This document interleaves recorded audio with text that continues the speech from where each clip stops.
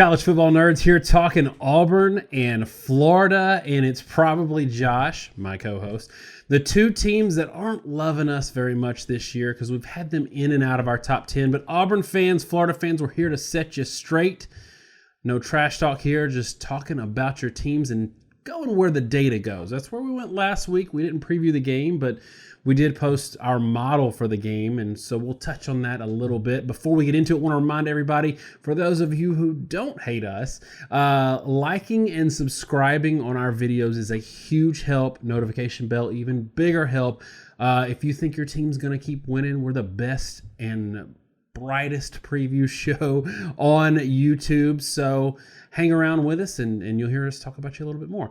All right, Josh, for me, last week we teased our model and said, hey, look, we're tracking with S&P Plus in that it's a 4 or 5 point game, and Vegas has got it at 10.5 points. And we're going to get into our model this week in a little bit, but just starting out, that was our starting point for this game, and thinking, hey, might be upset Saturday. And then middle of the day, when we saw Texas A&M almost lose to Arkansas, there were maybe some Auburn fans thinking that. But then it was just a romp fest against Mississippi State. If you're a Florida fan looking at this game, let's forget about the line. But Josh, if you're a Florida fan looking at this game, does it start and end with the fact that, I know, transitive property warning, y'all, does it start and end with the fact that Florida really struggled with Kentucky, Mississippi State killed Kentucky, Auburn absolutely mollywomped Mississippi State? Is that where we're at, or is there more to it? I think there's at least something more to it. You've got to give a lot of credit to how those games have played out, the way Auburn destroyed Mississippi State, which we'll give a lot of credit to that in a minute. And you've got to be a little concerned with Florida, but there are some things about Florida and how the season's played out for them. So when they opened the year, really offensively, they were kind of a disaster, right? I mean, they, in the Miami game, racked up a ton of yardage, didn't really amount to anything. And at the end of the Kentucky game, when Trask came in, it kind of overhauled the offense. They got more effective. They were able to move the ball better, and they've looked like a better team since that point. So at least to some degree, I think maybe Florida is a better team than we saw up until, most of the way through the Kentucky game, and that's a lot of why you maybe aren't completely concerned if you're a Florida fan. All right, so we, as a channel, have taken a lot of flack from Florida fans about, through the years, not being super high on Felipe Franks. We've always been high on the Florida defense, wishy-washy on the running game, but Franks is where neither one of us were super excited. Now we're in the Trask era. Tell me, just kind of an open-ended question, what have you seen so far? How do you feel so far in terms of how he's impacted the team, either good or bad? So I think the first thing to note with Trask is there's maybe a little bit of a misconception of how much he's statistically impacted the offense. I mean, Felipe Franks was at a 173 QB rating. Trask is at a 178. Quarterback percentage is within a point of each other. Same exact 9.8 yards per attempt to this point. Florida was actually pretty effective in a lot of ways throwing the ball. 9.4 yards per attempt against Miami. I think the differences are in much more subtle ways, right? It's not, what is the QB rating? What's the yardage? It's really how well the offense has been able to take that and benefit from it. In the Miami game, for example, Felipe Franks threw for 63%. He had 2 interceptions, but it was just disjointed. There were a lot of plays where he needed to make a third down and he did something incredibly boneheaded or stupid, and things didn't work the way they were supposed to. And in further, and this is maybe the more interesting thing to me, Florida's run offense has gotten better under Trask. And against Miami of Florida, well, they've played, come on. They've played Kentucky and Towson. And not all the game against Kentucky was with Trask. And we just saw South Carolina put 2 running backs over 100 yards rushing against Kentucky. So I'm sorry to interrupt, but I had to get that in there. And now you can unpack that a little bit and tell me why there's more than meets the eye. I'm not saying Florida has a good rushing attack because their offensive line is still struggling quite a bit. But at least they're at the 5-yard per carry mark. Still didn't have a great day against Tennessee overall, but not 1.8 yards per carry. And I think the difference is with Trask, teams are playing them a lot more honest. With Felipe Franks, people did a lot of stuff where they would roll coverage and they'd bring a blitz, and Franks was just frankly really bad at picking up on what was going on. He wouldn't see the blitz, he'd take backside pressures, he'd force errant throws, and when you do that offensively, it lets the other team continue to dial up aggression. That does affect the run game, it does affect the passing game, it creates more negative plays, and because of that, your whole team can sort of stall. So I think the biggest thing Trask has done is he's made teams play them honest. I mean, even though the numbers aren't necessarily higher, and I think to a certain extent, that's because I don't know that Trask can make some of the hero throws that Franks could make. And you know, we were always critical of Franks, but we always said if the light bulb came on, he's like first round pick talent. Some of the throws he makes on the field are incredible. Same deal with Kellen Mond. But neither one of those guys has ever been able to do it with enough consistency. Trask can't give you some of that ability, but what he can do is make the other team be a little more conservative with the blitz, make the other team play you honest. That means they're not crashing the line of scrimmage. That means your running backs can actually have something of a hole, and it means when you're on a 3rd and 4 or a 3rd and manageable, you don't miss an easy throw that, you know, lets you be able to keep drives going, even though the yards per play hasn't really changed. The consistency and efficiency of the offense has improved significantly. You know, we caught a lot of flack from Auburn fans and have all year because we haven't been super high on their offense. And to date, and up to the Mississippi State game, you know, there's no Auburn fan that can tell me, yes, we've been great on offense and you're just not seeing it. They haven't. It's statistically true. They were 80th in the country in yards per play, and that's with, you know, they even struggled against teams like Tulane. And I know Tulane is better than a normal G5 team, but still, you're a top 10 team arguing that your really bad game against Tulane is excusable. It's not. And we saw A&M, you know, we were not high on A&M after the Clemson game, and it wasn't a shot at Clemson specifically, but it raised some red flags. So when Auburn struggled against them, it also raised some red flags. When they struggled against Arkansas, that really scared us. So there was a bit of an about face, a lot of an about face against Mississippi State. And for me, the number one thing in this game, yes, Bo Nix played better. He played a lot better. But the big thing for me that I've always said in Gus Malzahn offense is the years he's great versus the years he's bad is being able to score touchdowns instead of field goals in red zone. He's always been able to do okay in between the 20s, but touchdowns instead of field goals. And what did they do when they came out? They capitalized against those horrible mistakes by Mississippi State. Bam, bam, bam. They were all touchdowns. That to me is a huge change in the right direction, a huge removal from the first few games of the season. Now, are you going to piss Auburn fans off further in the comments and on Twitter and tell them that they're not back? It's not 2013 Auburn offense, and it was a product of the team they faced? Or is the light bulb coming on for the 2019 Gus Malzahn offense? I think my answer to that, and you're putting me on the spot here. Well, you tweeted a stat today, and that's why I'm saying I'm kind of leading you in that direction. You tweeted a stat today, so you can't not address this question without also addressing that tweet.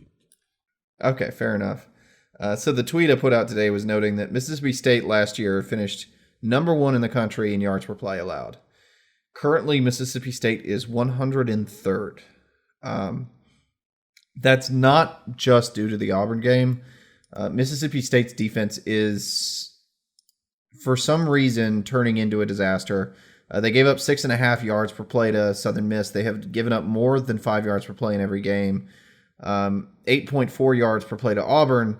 That sounds like it's a really high number compared, and it is compared to the others, but it was Kentucky, Kansas State, Southern Miss, and Louisiana Lafayette. It's entirely possible that Mississippi State's defense is just not very good. It's even more possible that Mississippi State, with Willie Gay suspended and Errol Thompson being ejected, was terrible. That's the stat. Now, all that said, I was encouraged by a lot of the things Auburn did. One of the things we got a lot in the comments from Auburn fans talking about the last couple games was, well, Auburn would have been really good in that Texas A&M game, but we had these 3 deep passes and they were all missed. And if we just connected on those passes, we would have scored more points. And I think both of our reaction to that statistic is, okay, that's great. You had all these missed passes. No one forced you to miss the throw. It wasn't a dice roll. Bo Nix just didn't complete the pass. And what we saw in Mississippi State, at least what I saw, was much more consistent offense in taking the opportunities that were there and capitalizing on them. Obviously, Seth Williams was a tremendous part of it. I think 8 receptions compared to 2 at most for anybody else. And just that ability to connect and accurately connect quite frequently suddenly made the offense incredibly more efficient. And it goes back, too, to what you were talking about with red zone scoring. Against Oregon, they scored on 2 of 5 attempts in the red zone. Tulane, it was 2 of 4. Here, it was 5 of 5. And when you have two touchdowns and a field goal, for example, in Oregon in the red zone, that's 17 points. If they'd scored on all their red zone attempts, touchdowns, it would have been 35 points. So it was another 18 points in that game. 18 points, 27-21, suddenly becomes 45-21. And then we would be talking about how they blew out Oregon. Right. All these things really kind of come together. And if Auburn connects and makes all these things work, then their offense can run at the level they're at right now, and then they can become an awesomely dominant offense. And another thing I was sort of digging up, 8.4 yards per play was higher than any number they hit last year, which isn't shocking because the offense wasn't necessarily fantastic. But it's actually higher than their number against Arkansas in 2017. The only time, dating back for a few years that they hit that number against a team that was theoretically worth a flip was when they demolished Mississippi State again in 2017, 49-10. In 2017, they started a little slow, had that Clemson game, which was a weird disaster, and then the offense picked up and they were a really good offense for most of the rest of the season. So there is some historical precedent for the fact that the team is turning things around. And we did flag in our preseason, we're on tape somewhere saying 2019 to Mississippi State is going to be a 6-6 type team. They're going to be last year's offense with not last year's defense, which is really scary if you're a Mississippi State fan. So, but Auburn fans, don't hear us wrong. We've been saying this about Alabama's opponents. We've been saying this about Ohio State's opponents and Oklahoma's opponents. We'll now say it about your opponents. I don't think it's up for debate after what we saw Saturday and what we've seen this year. Mississippi State is just not a good football team. But that doesn't take away from what Auburn was able to do offensively and defensively in this game.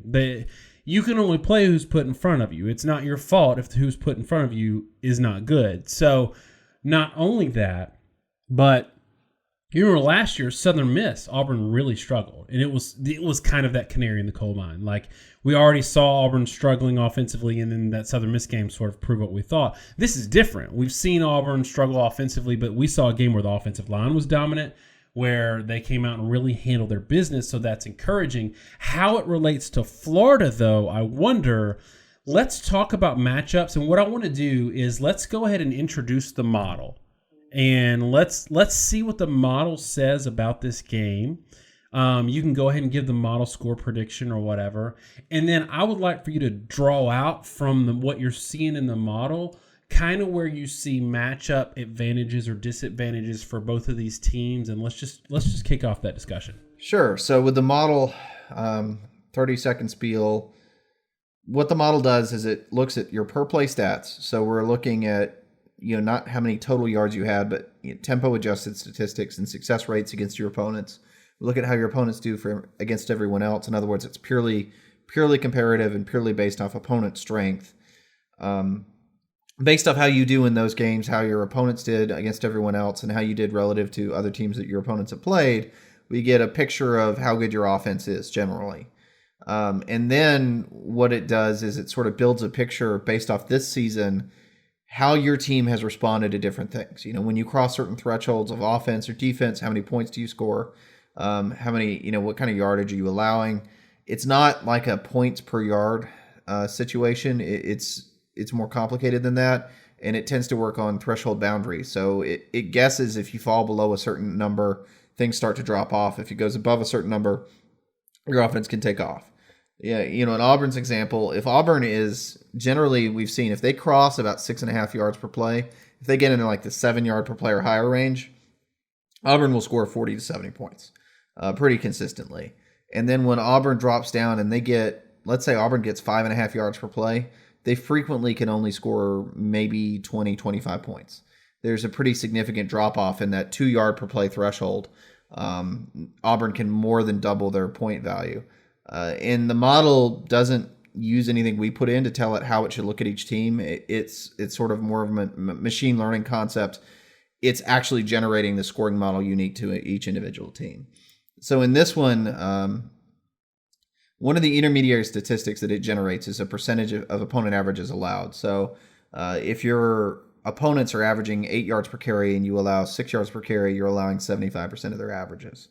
It's a pretty telling statistic because it's completely neutral, right? This is what your opponents did, this is what you allow, and it's also completely adjusted for opponent quality. It's just a neutral stat. Auburn is allowing 66% of opponent rushing averages and 83% of opponent passing averages. It's a lot easier to have a low rush number than a low pass number. Those numbers are both, I would say, in the elite category. That rush defense at 66% is elite, right on the border. When we say elite, I mean, the sort of teams that are going to be top 5 in the country in rush defense. You can see that number in the 50s. Clemson's been in the 50s the past couple of years. Pass defense is much harder to get low. We never see that number get like 65%. Really, we consider anything below 85% to be pretty darn good. They're sitting at 83%, which means it's a very good pass defense. Not necessarily an elite pass defense, at least statistically relative to how they've done versus their opponents. But 83% is still very good. I think Florida's numbers are maybe more interesting. 78% rush defense, 99% pass defense. So the rush defense is very, very good. 78% is still, anything really below 80, or I usually say below 75 on rush D is elite. 99% of pass defense is not good. You've got Kentucky and you've got Tennessee on there. Those teams both have basically, one of the things to bear in mind is all your opponents, all their averages are inflated right now because so many of the teams your opponents have all played have been G5 teams, so they rack up a ton of yardage. It makes their offenses look better than they are. So if you're holding Kentucky and Tennessee and Miami, Florida to 100% of their averages, you're holding them to their average compared to the other teams those teams have played. Now, I will say Florida's opponents, this is a weird sort of quirk. They only have 3 FBS opponents. We don't use FCS opponents because you can't do comparative stuff. I don't really care what you did against Townsend because I can't compare it against any other FBS team. Townsend's played other FCS teams. But Florida's opponents have played, I think, more real games than Auburn's. It probably hurts Florida a little bit in that regard. But all 3 of those teams have played multiple conference games, or even like a BYU is more substantial than a lot of the opponents that some of Auburn's teams have played against have done. But still, 99%, it's an inflated number. You should be like 95 or below just to be good or competent. That number says that Florida's pass defense, whatever the talent level, has not been elite by any means. In fact, they've been just merely average in terms of actual on-field results. The result from all this is still expected to be a fairly tight game, 31-26. Auburn expected to get about 5.6 yards per play, Florida about 5. All that's pretty sort of standard, around 7.5 to 8 yards per pass. The biggest thing being that Auburn can actually run the ball at over 4 yards per carry, and Florida can only run it for about 2.25. That gives you a 5-point spread. I looked at they just posted the lines actually while we're doing this video, but the line just came out as a 3-point spread. So we're right at the Vegas line, favoring Auburn slightly more. And it's interesting because if you look at, and our model gets better as we get more comparative data. So we're going to feel more comfortable about our model in week 10 than we are last week. And that's why we even waited a week. Usually we start our model in week 4. We waited a week and started in week 5, but it was the first week of our model. And now, so last week, I think our model said Auburn by 4 points, and the spread was Auburn by 10.5. We're a lot closer to Vegas this week, so that's pretty interesting. It is also interesting to note, you mentioned that Florida's pass defense could be suspect. That's what we're seeing in the data. Before Florida fans scream at us in the comments, it's worth noting that Sawyer Smith had significant fall off after he played Florida. He was not good at all. Again, I think he went like 131 in passer rating versus Florida to like 79 versus Mississippi State, and then like 51. That's off the top of my head. I could be wrong. Like 51 versus South Carolina. Like he was awful against South Carolina. 131, 79, and 51. So that's a pretty good job. So, and that's a team that Tua just like shredded. I don't think South Carolina's pass defense is that good. So, and that's just to back up what we're saying before Florida fans in the comments are like, oh, you just hate Florida, blah, blah, blah. Let me ask you this, though, because to me it's weird. Because I'll kind of tip my hand here. I'm going to pick Auburn in this game, and I'm going to pick them bigger than the spread. But our model's saying 5 points. Vegas is 3.5 points for Auburn. And I think a lot of people are going, it should be a little higher than that. To me, I could be crazy, but tell me what you think about this. Auburn has had I think the toughest schedule so far this year of any team in the country. They've yet to have a bye week. All these games have been brutally hot. It's been, super hot in September. They're traveling twice in 3 weeks, once to College Station, which is a hard place to play. Now they're going on the road to Florida. Meanwhile, Florida has had a bye week. They've played 2 FCS teams, and really they've played 3 if you count Tennessee. So, given that, do you think that's where the spread differential is coming, that Auburn might be a little worn out? They get a bye after this game. They're kind of just trying to get through this first stretch of the season, and Florida might be a little fresher? I think there's probably a real chance that that's true. And there's a lot of things going on with Florida right now. One, it's easy to talk about like we did with, the pass defense rating is what it is. But, part of the problem Florida has when you look at some of the metrics, Miami's was at 7.1 yards per attempt against Florida. I doubt they're much higher than that in the season. 7.5 to Kentucky, 6 to Tennessee. It's not like they've given up a ton of yardage. It's more just that their opponents haven't been good enough to differentiate themselves. And so I guess what I'm getting from that is Florida's actually done pretty well statistically in a lot of ways, but it's been kind of hard to distinguish themselves. Given especially their last 4 games, right? They had 2 shutouts, 1 win where they only allowed 3 points, and then Kentucky was a weird 29-21 game. Maybe part of it is that Vegas thinks that Florida is a little better than we're seeing and that they're not really having to try, and then maybe they think they can turn it on a little bit more. I think the second thing is you talked about, it's maybe a little bit how Auburn struggled on the road against A&M. We were on the record saying that we made a big point. A&M's pass defense has not been good the past few years. And A&M's pass defense last year was horrible. Auburn struggled on the road at A&M throwing the football, and they struggled pretty hard, only throwing for, they 100 yards, 5 yards a carry, or 5 yards an attempt. And so there may be a thinking that from Vegas that Auburn may take a step back on the road. So that's the second point. And the third point, and again, I'm just trying to enumerate why the spread is what it is. The theory probably is that Florida's defensive line is going to cause a lot more issues for Auburn. And to me, that's maybe the biggest hook. If you want to look for the angle from Florida, it's that the penetration and disruption from Florida's line could really disrupt Auburn's offense. Auburn, and we talk about this a lot with like a running quarterback or what have you, their biggest thing is when they can get the linebackers flying downhill and they've got to force a safety into the box to be effective. And against Mississippi State, they were able to generate a lot of offense by running the ball.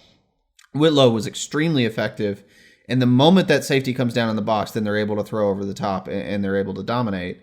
To try to offset that and why it might not happen here, Florida's defensive line, I think unquestionably, is a lot better than Mississippi State's this year. Mississippi State's line has been rebuilt. They're not overly good.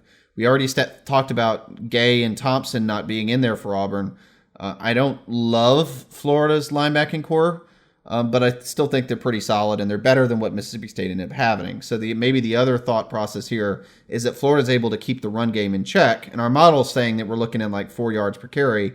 4 yards per carry is still solid. You're moving the ball, but it's not what Auburn was doing against Mississippi State, which in crunch time was like 7 yards a carry. Maybe those factors all sort of combine to keep Auburn from dominating offensively. I'm going to go ahead and give my pick on this. It's funny, we're this far into the season and there's still a lot of question marks on data, and it's really because, Florida hasn't played anybody yet. And I'm sorry, Kentucky is not good. They're just not. And Miami is not good. They're not. Not when we're talking about a top 10 team. And that's what Florida fans need to understand when we scrutinize your team, and we've said this 1,000 times, but like you're mad a couple of weeks ago when we dropped you out of our top 10 because you barely came from behind and beat Kentucky. You're a top 10 team. You should throttle Kentucky. You should throttle Miami. And the reason they're not throttling teams, in my opinion, is their offensive line, and Auburn's offensive line improving and looking good is why I think that this game, because both teams have great defensive lines, I think this game kind of turns on that. And so I don't think it's a high-scoring game. I think it's kind of ugly. But give me 24-13 Auburn, and they will, after this, get a much-deserved rest. 24-13 with this just like thought in the back of my mind that it could look like the Florida LSU game last year. Well, LSU went down there. I think it was at Florida. I can't remember. And Burrow I think he threw 2 pick sixes. I'm not remembering perfectly, but they just couldn't get their offense going the way that it needed to get going, which benefited a team in Florida that didn't have a great offense. I could see something like that happening here, and I would not be super shocked. But I think Auburn's the better team right now. That's why I have them in my top 10, and I don't have Florida. 24-13, and there's nothing to be ashamed of there. It's a road win against a top 10 team. What do you think? I hear you all around. I also have Auburn in this game. I'm not as sold that it's going to be as low scoring as you are. And I agree with you, and the stats sort of bear it out, that I don't think Florida's going to be able to run the ball for crap.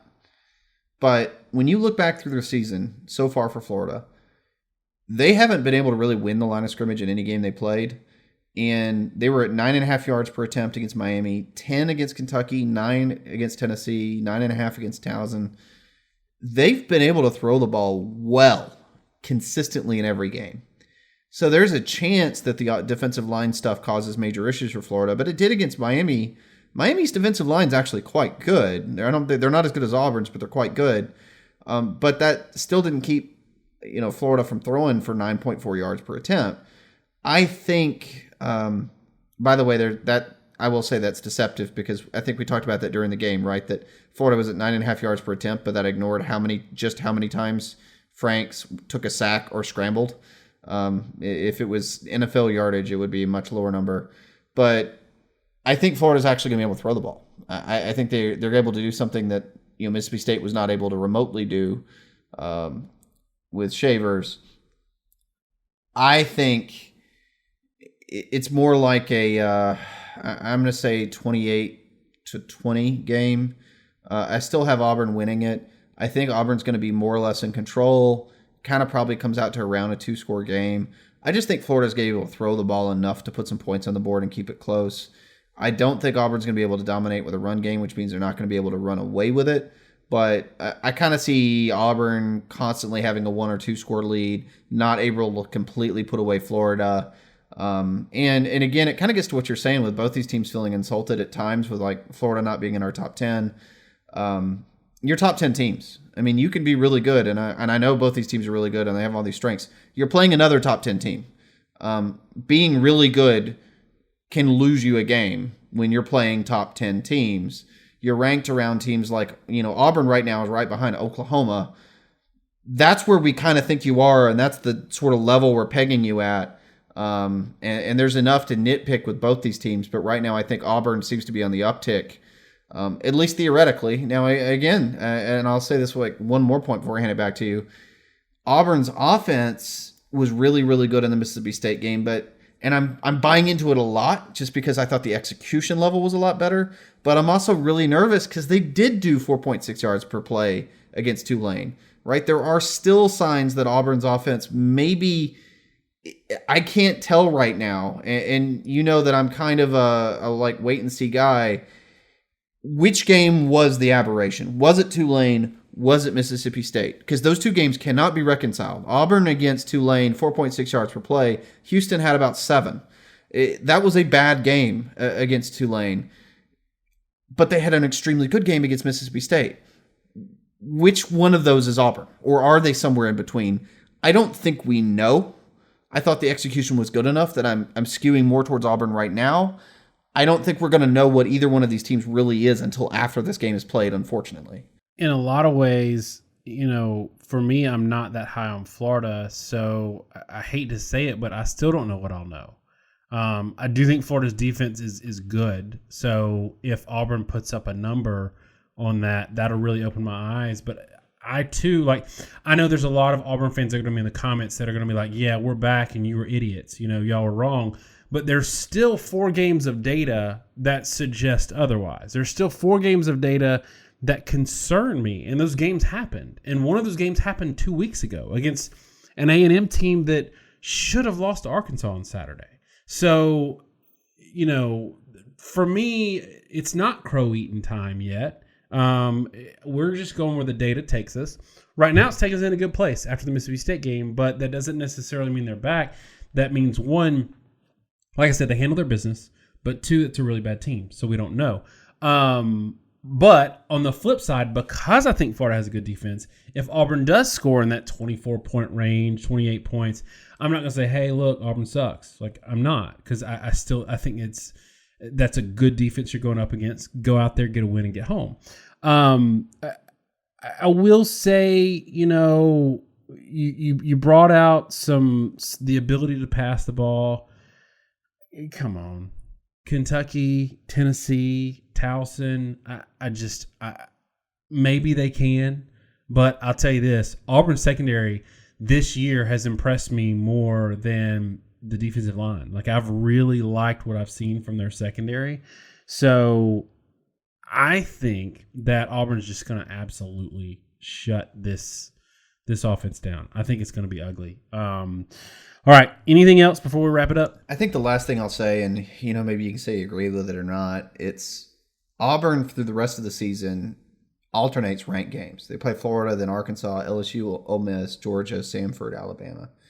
And it's kind of interesting that they're at where they're at, and they're a top 10 team. And I think they could swing very easily anywhere from an 8-4 team that finishes barely ranked or unranked to a top 5 team. And I can see both scenarios right now. And it basically comes down to the fact that I don't think A&M should have ever been a ranked team. They are not. We thought in our preview, we said that we didn't think A&M was actually going to be all that good because of how much the defense was reloading. There was a spark early, and now, it's looking like they're not that great. Oregon is a good team. They were not number 11. Auburn has done what they needed to do against those teams, but it doesn't necessarily prove that they're top 5. And I don't know, as Auburn improves and gets more in sync, how that progresses, but I can't stress enough how, not to say Auburn is good or bad, right? How unknown Auburn is and how much this season could swing one way or the other. I agree with that. I think it'll end up in the better, because I honestly think there's only a handful of teams that are that good this year. And I do think we have some kind of pretenders still in the top 15. Maybe Iowa's one of them. We're going to talk about them later. But I will say that I believe Oregon is the best team in the Pac-12. I don't know what that means, but at the end of the season, I think that Oregon win is going to look pretty good on Auburn's resume. So we'll see. All right, y'all, that is it for our Auburn and Florida preview. Auburn fans, I know you're probably still mad at us, and that's okay. Let us know in the comments what you think this score is going to be. Back it up with some friendly data. Y'all have been really mean so far this year. Back it up with some friendly data, some smiley faces. Mix it up in the comments. Thanks so much, y'all. Have a great week, and God bless.